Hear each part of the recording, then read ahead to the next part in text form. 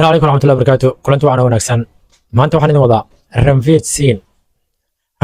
وإندي وضل يابل وسيد الصومالي وكله الصومالي وحكي قبل دونا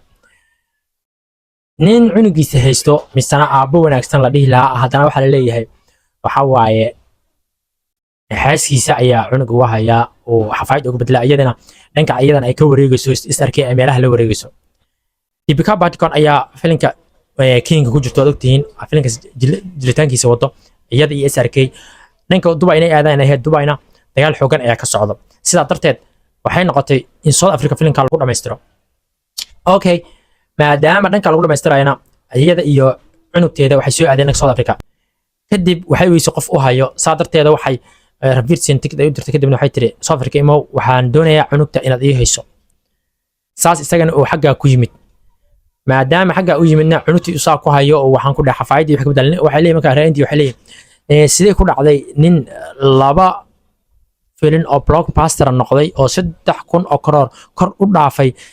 jilay sidee waxaan ku dhahay oo xafaayid maanta cunugta uga bedeli karaa sidee ku dhici kartaa marka waa wax saana dhanka kale Deepika Padukone ayadana ay hore u codsatay filinkan si ay u sameeyso 8 saacadood inay ku filan tahay maadaama 8 saacadood ay ku filan tahayna way sameyn kartaa inay 8 saac kadib inay gurigeeda timaado cunugteedana ay qabsato taas ma aysan sameynin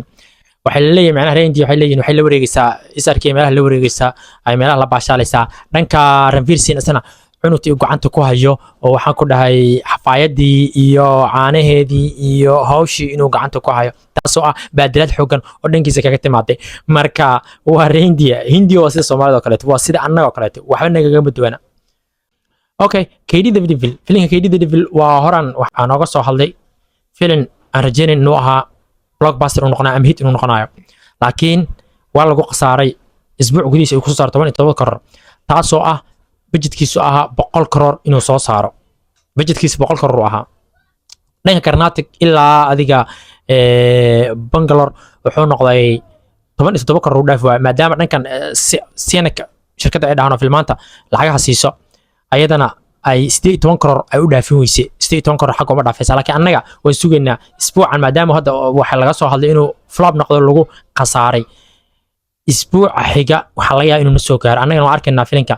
qaabku ku noqday flop ama loogu qasaaray waan sugaynaa assalaamu calaykum asxaabta videogan meel fog iga siiya share gareenta repostiga dhankiina waa bye